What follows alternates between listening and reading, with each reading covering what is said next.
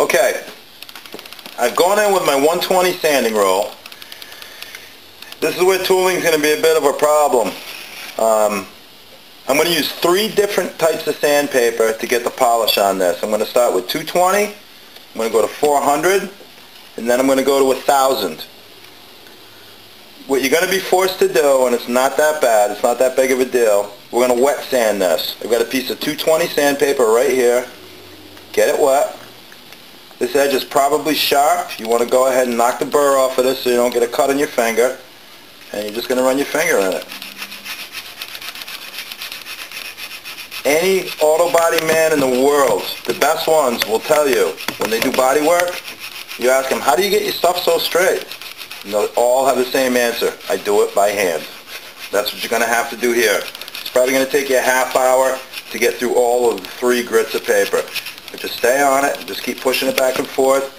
Keep your paper clean. One piece of advice, well, that made a big difference already. One piece of advice I'll give you, when you change grits of sandpaper, change the water. Okay, what I've got here is a little depth gauge.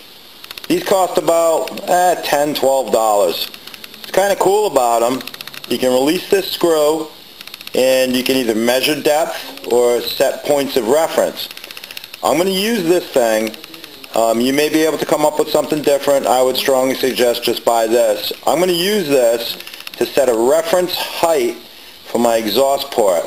What that means is I'm going to loosen this screw. I'm going to bring this up from the top of the cylinder until it matches the top of the exhaust port, and I'm going to get a reference point.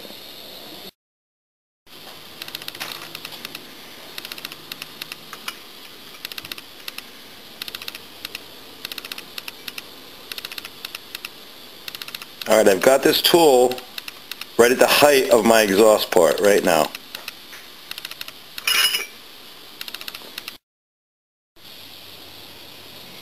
Okay, I've got my reference point. What I'm going to do is I'm going to measure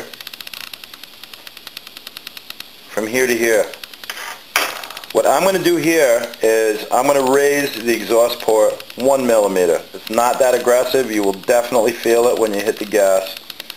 So I've got a point of measurement here, and I'm going to subtract 1 millimeter.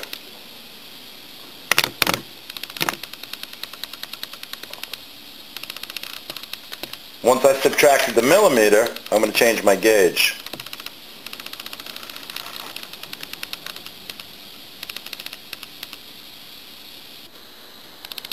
Okay, what's important, now this cylinder is upside down obviously, but what's important is this has a radius. In other words, it's higher right here than it is here. They do that to preserve ring life. So we're going to change this whole port 1 millimeter. But we only took a base reference from dead center. Here's where your eyeballs come in. We're going to grind this until it matches our gauge, and then we're going to eyeball it all the way through here. We're just going to follow a nice radius. You'll be able to see it like the nose on your face. But I'm just going to do this area right here and raise this 1 millimeter. And then I'm going to follow my radius out through here.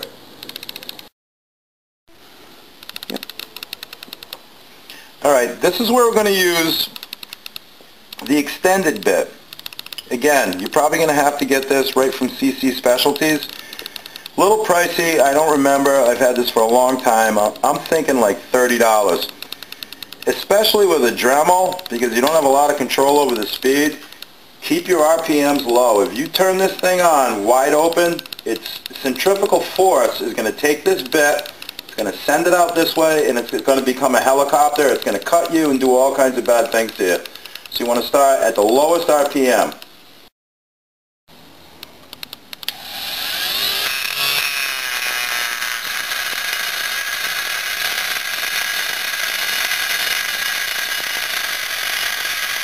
Same rules apply. Keep moving, don't stop, and don't push. Don't worry so much about this end. I'm going to start working it a little bit, but I'm mostly concerned with getting my dimension right here, right at the center. Carry your radiuses out. You want to cut slow. Now you can see me dragging into the aluminum a little bit. Everything you just polished at this end, you're going to have to polish again.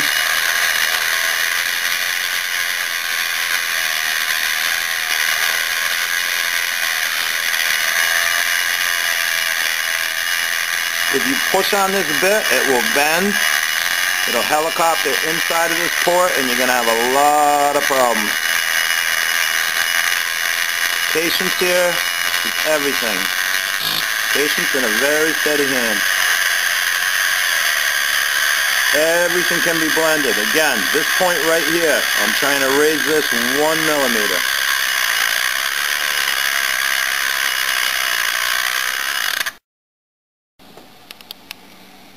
Okay, I got this finished off. I'm going to check it.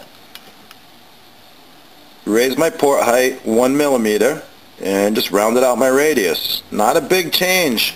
Alright, I'm going as far as I'm going to go with that exhaust port, and again, all we did, we smoothed it out and raised it 1 millimeter, carrying the original arc at the top of the cylinder. Keep the rings with a nice surface to go over.